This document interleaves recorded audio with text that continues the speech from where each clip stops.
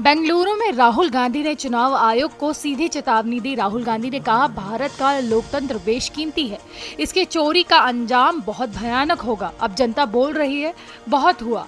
राहुल गांधी ने चुनाव आयोग से 5 सवाल पूछे हैं। उन्होंने कहा, विपक्ष को डिजिटल वोटर लिस्ट क्यों नहीं मिल रही, सीसीटीवी और वीडियो सबूत क्यों मिटाए जा रहे, फर्जी वोटिंग और वोटर लिस्ट में गड़बड़ी की गई है, विपक्षी नेताओं को धमकाना, डराना क्यों, क्या ईसीआई अब बीजेपी का एजेंट बन चुका है? रायबरेली में स्वामी प्रसाद मौर्य पर हमले का मामला, आरोपी शिवम यादव के पिता का बयान, कहा कि हम स्वामी के खिलाफ नहीं चाहते कार्रवाई, उनके समर्थकों के खिलाफ नहीं चाहते कोई भी कार्रवाई। फर्जी तरीके से मेरे नाम से थाने में दी गई तहरीर। कल मैं ड्यूटी पर नसीराबाद थाने में तैनात था, होमगार्ड के पद पर कार्यरत है शिवम यादव के पिता। मेरे नाम से फर्जी तहरीर देने वालों पर की जाए कार्रवाई। पिता कृष्ण कुमार ने कहा, स्वामी प्रसाद मौर्य बड़े नेता हैं, हम उनका विरोध नहीं कर सकते हैं। बेटे ने गलत किया, उसको उसकी सजा मिली। दिल्ली में सपा अध्यक्ष अखिलेश यादव का बड़ा बयान। उन्होंने कहा कि हमने शपथ पत्र के साथ शिकायत की थी, यादव मुस्लिम के वोट काटे गए हैं। 18,000 शिकायतें चुनाव आयोग से की थी, शिकायत पर चुनाव आयोग ने कार्रवाई नहीं की। दिल्ली में केंद्रीय मंत्री भूपेंद्र यादव का बड़ा बयान। भूपेंद्र यादव ने कहा, कांग्रेस के युवराज में भाषा का अहंकार है, चुनाव आयोग के लिए ऐसी भाषा का प्रयोग किया गया। राहुल सेना के गौरव पर टिप्पणी करते हैं, राहुल गांधी की थ्योरी ही गलत है, चुनाव हारने के बाद झूठ बोलते हैं। बाकी बिहारी कॉरिडोर पर सुप्रीम कोर्ट से जुड़ा मामला, याचिकाकर्ताओं को हाईकोर्ट जाने के निर्देश। एससी ने कहा, यूपी सरकार के अध्यादेश पर रोक जारी, मंदिर कमेटी हाईकोर्ट में अर्जी दे। सुप्रीम कोर्ट ने वापस लिया अपना फैसला। इलाहाबाद एससी के जज से जुड़ा आदेश वापस, जज को क्रिमिनल मामलों से हटाने का था आदेश। हाईकोर्ट और सुप्रीम कोर्ट के बीच टकराव टला, जस्टिस प्रशांत कुमार पर दिया आदेश रिकॉल किया। एससी के 13 जजों ने सीजे को भेजा था विरोध पत्र, एससी ने आदेश वापस लिया। संस्थागत टकराव शांत, जस्टिस प्रशांत करेंगे क्रिमिनल केस की सुनवाई। दिल्ली में बीजेपी सांसद भोला सिंह का बयान। भोला सिंह ने कहा, राहुल गांधी के आरोप गंभीर नहीं, जनता कांग्रेस को वोट नहीं दे रही है, खुद में सुधार के बजाय आरोप लगा रहे। सपा सरकार में नकल करके बच्चे पास होते थे।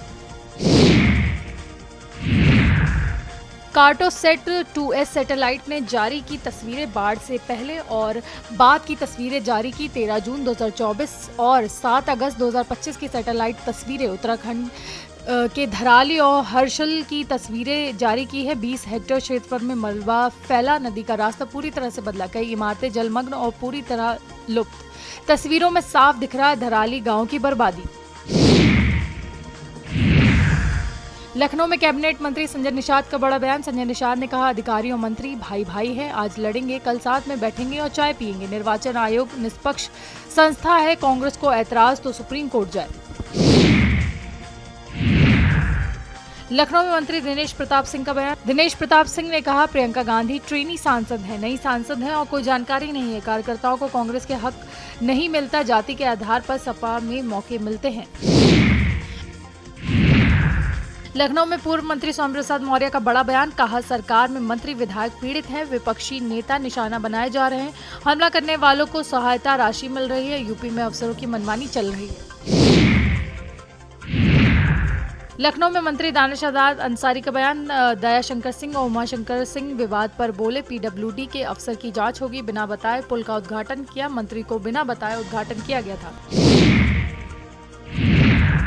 प्रयागराज में गंगा यमुना नदी का जलस्तर तेजी से घट रहा है। दारागंज के मोरी मार्ग पर बाढ़ का पानी नीचे उतरा। चर्चित दरोगा दीपचंद्र निषाद का घर मोरी मार्ग पर है, दरोगा के घर से भी बाढ़ का पानी उतर गया है। दरोगा का बाढ़ में पूजा वीडियो वायरल हुआ था।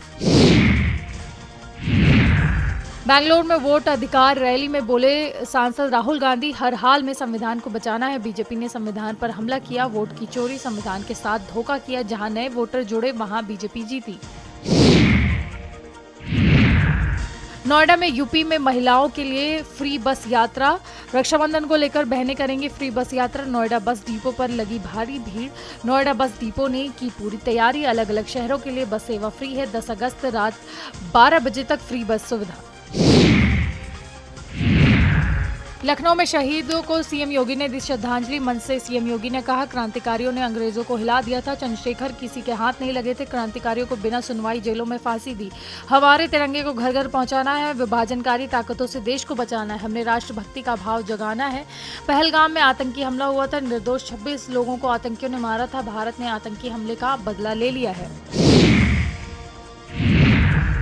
भाजपा सांसद जगदम्बिका पाल ने कांग्रेस सांसद और लोकसभा नेता प्रतिपक्ष राहुल गांधी के बयान पर कहा, नेता प्रतिपक्ष होकर वो गैर जिम्मेदार व्यवहार कर रहे हैं। अगर चुनाव आयोग उनसे आधिकारिक बयान मांग रहा है तो वे यानी कि राहुल गांधी एक संवैधानिक संस्था को कहते हैं कि अखबार में हमने जो बयान दे दिया है वही हमारा आधिकारिक बयान है। पहले आप किसी संवैधानिक संस्था पर इतने गंभीर आरोप लगा रहे हैं। उत्तरकाशी में बादल फटने वाले हादसे के बाद मुख्यमंत्री पुष्कर सिंह धामी ने कहा, सड़क मार्ग पूरी तरह से बंद हो गया है, उसको खोलने के लिए हर संभव प्रयास हो रहे हैं। मैं ग्रामीण क्षेत्र में गया था और लोगों से मुलाकात की। परेशानी है और थोड़ी चुनौतियां भी है, लेकिन हम हर प्रकार से लोगों को पुनर्वास करेंगे, हर संभव सहायता उस क्षेत्र के लोगों को देंगे। बिहार में डोमिसाइल नीति की घोषणा पर केंद्रीय मंत्री चिराग पासवान ने कहा, मैं बिहार सरकार का धन्यवाद करता हूं। कुछ दिन पहले मैंने अपनी सभा में मंच से डोमिसाइल का विषय उठाया था। मैं मुख्यमंत्री नीतीश कुमार और बिहार सरकार का धन्यवाद करता हूं। बिहारियों के लिए ये एक बड़ी मांग रही है, डोमिसाइल लागू होना चाहिए। दिल्ली में चुनाव आयोग पर कांग्रेस सांसद प्रियंका गांधी वाड्रा ने फिर से हमला किया। उन्होंने कहा कि पूरे देश ये कह रहा है कि चुनाव आयोग अच्छी तरह से जांच करे और तब बोले। आपको कोई सबूत दे रहा है तो उस सबूत को लें, जांच करें और देश को बताएं कि क्या हो रहा है। ये सरकार बिल्कुल कमजोर हो गई है, सदन नहीं चला पा रहा है। लोकसभा में विपक्ष के नेता राहुल गांधी द्वारा चुनाव आयोग पर लगाए गए आरोपों पर आजाद समाज पार्टी के अध्यक्ष और सांसद चंद्रशेखर आजाद ने कहा कि वोट एक हथियार है, जिसे आप जिस सरकार से खुश नहीं हैं उसे बदल सकते हैं और यह हथियार संविधान ने जनता के हाथ में दिया है। मैंने भी यानी कि राहुल गांधी की प्रेस वार्ता देखी थी। एक ही व्यक्ति के कई जगह वोट हैं, ये बहुत मुश्किल का सवाल है, बड़ा सवाल अंकित करता है। ये चुनाव आयोग को इसका उचित जवाब देना चाहिए।